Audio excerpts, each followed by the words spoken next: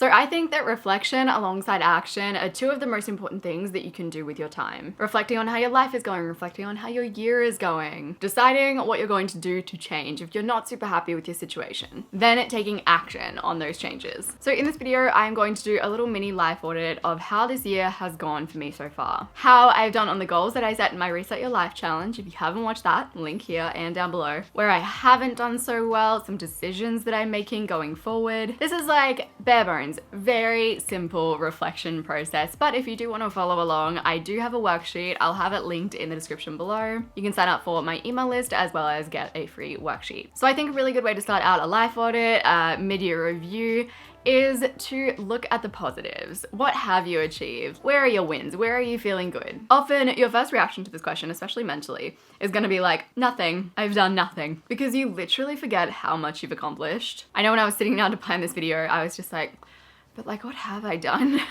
But then I actually started thinking about it and I was like, I've done all right. I've done pretty good for 6 months. So firstly, in February, I hit my big 300K goal. So that for me was like a really big goal. It was on my vision board from when I was like, I don't know, maybe at like 10K. I look back at that now and I'm just like, love that for me, but also like I could have dreamed a bit bigger. It's funny how you get when you're on the other side of a goal. You guys are amazing. You've made this all happen and I appreciate you so very much. So the next thing that I set an intention around at the start of the year, and honestly, this was like a vague intention. Like I didn't even really write out a plan for this. There wasn't much like behind the scenes work. I just took action and that was uploading to Instagram every week. So if you follow me on Instagram for a little while, last year, I think I went like months without posting. But since the start of this year, I'm going to say like every single week I have posted except for maybe like 2 weeks. Someone might look back at my Instagram and be like, no, that's not right. But I'd say it's close to that. I've done pretty well at posting consistently. So I decided that this was the year that I was going to redesign my space. It's been on my mind for a while. I made a video about like my home redesign project. I'll have it linked down below. It was when I was like planning it. Since the start of this year, I have redesigned this whole room, which was like,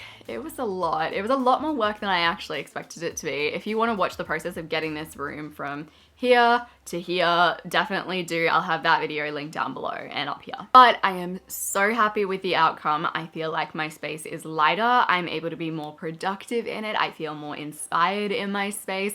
It's way more in line with like my personal style. Environment is really big for me. Like if my environment isn't right, I don't feel right. So getting my environment right was so important and I'm so happy that I've gotten that done. I also was able to redesign my pantry, organize my pantry. Sounds like a little step, but it's made a big difference in how I feel. Also made a video on it. I'll have that link down below. I finally set up a business bank account, which the fact that it took me so long to do this like is concerning. But we're here now. That's all that matters. I actually pay myself now. Things are a lot more structured. Saving for business expenses, feeling like a businesswoman. I totally redesigned my website, which is something that's been on the agenda for a while. I got an email list going. This is something, I have a close girlfriend and she has been telling me to do this for like a year. She listens to a lot of like business marketing podcasts and she's just like, where's your email list? What are you doing? I haven't actually sent out my first newsletter yet. But I would love to hear what you would want to see in a newsletter if you want to put any comments down below. In mini wins, I got braces and I'm getting them off like next week. I got my wisdom teeth out. Sounds small, but it's something I've been putting off for like at least a year. There's a lot of eye talk in this video. I hope that you guys are still with me. I think going through your wins is so important because it puts you in the right mindset to start evaluating where you're at and where you could improve. It helps you to come at things with a bit more compassion because you're on a little bit of a high. You're like, look what I have done. Now let's look at what I can improve. So the next thing that I want to look at is goals, because a few of you have been commenting and saying like, I'd love to see an update on what your goals are from my Reset Your Life challenge. I think one thing I want to say, if you're going back to your goals and you have an idea that maybe you haven't done so well, like come at this from a place of love. This is about looking at the progress that you've made, reevaluating and setting some mini goals going forward. Self-berating is just unhelpful. Like there is no purpose to it. I know that I've fallen into the trap of like having goals and measuring my self-worth by how many goals I am achieving. It's not effective. It doesn't make you an effective person. It doesn't mean that you output more. In fact, probably the less you attach yourself to your goals, the more successful you're going to be. So moving on to the actual goal update. My goals at the start of the year, which you guys would have seen in my Reset Your Life challenge video, were to batch film content up to June 2019 and also to batch film video elements. So things like B-roll, creating thumbnail templates, creating titles. So I feel like I did well with these goals. I fell short of scheduling up to 30th of June 2019, but I'm not fussed because I was always like 6 or 7 videos ahead because of my batching. I wasn't able to keep up with batching channel notes, and I think that's probably where I struggled the most. Creating 4 videos a week was my schedule, and that put me on a content treadmill that did not leave me in the most inspired place. So I sort of got to a point where I was like, I don't think this is helpful. I'm just gonna batch as much as I can. And I was consistently like 6, 7 videos ahead. Like, it felt like I always had content. I was never really worrying about like, can I upload? Didn't fully tick the goal off, but happy with how it went.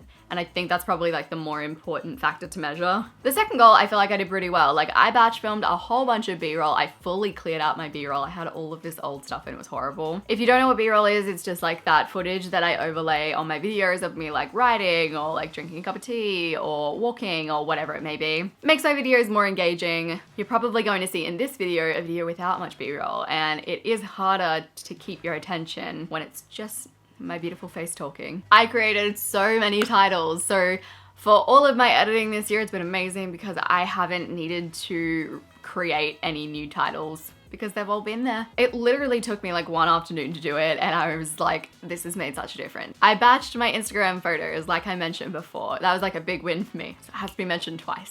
I got serious about this as like a potential future goal when I actually had a conversation with Erin Henry, which a lot of you guys know, she's a babe. We were having a big conversation about being doers and how important it is to do and to take action, because a lot of people, it's so easy to fall into the trap of just talking about doing. And she came at me with this example. She was just like, yeah, like 100%, you know, I talk to people and they're just like, oh, like I haven't been able to post on Instagram. And she's like, well, why not? And they're like, because I don't have any photos. And she was like, well, just take photos. And I was sitting there. She doesn't know this. I was just like, oh, I feel like you're like low-key talking to me. Anyways, it was really motivating. I was just like, you know what? Erin's right. I need to just do it.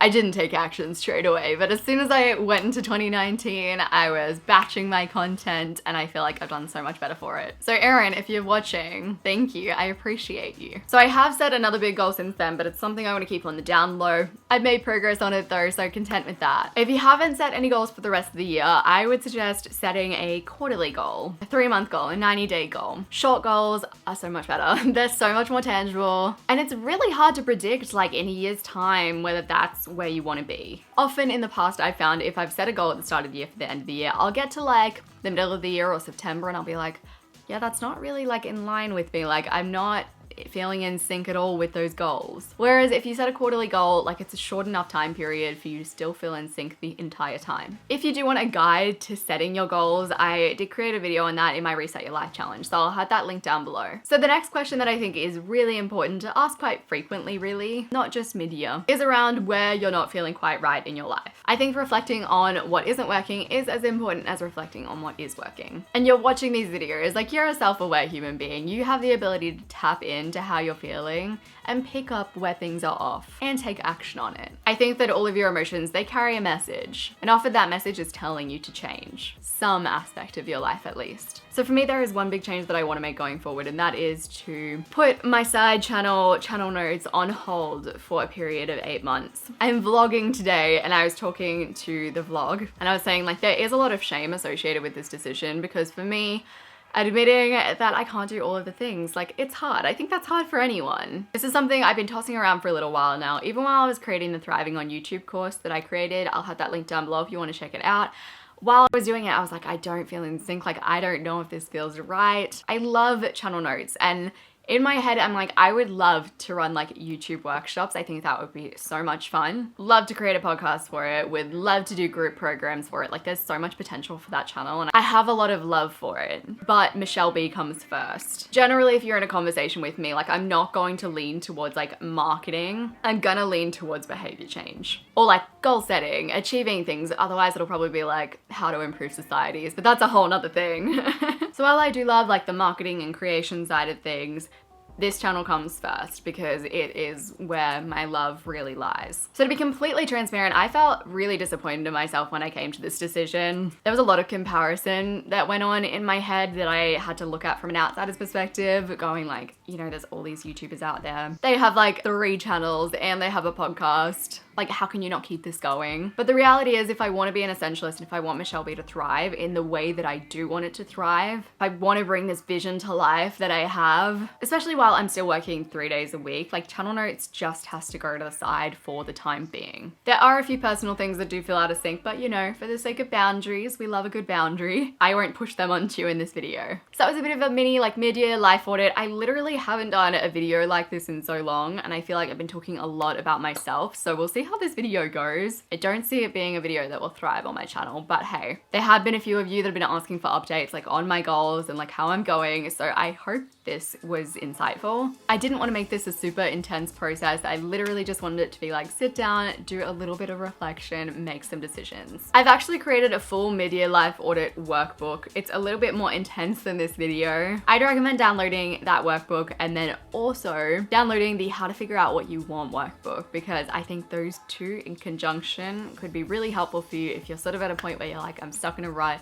I need to move forward. So I'll have both of those linked down below. If you liked this video, you'll probably like my video in my Reset Your Life series that is all about creating your dream year. I think you can totally apply that process to the rest of the year right now. So I'll have that video on the screen and linked down below. I appreciate you guys so much. I will see you soon.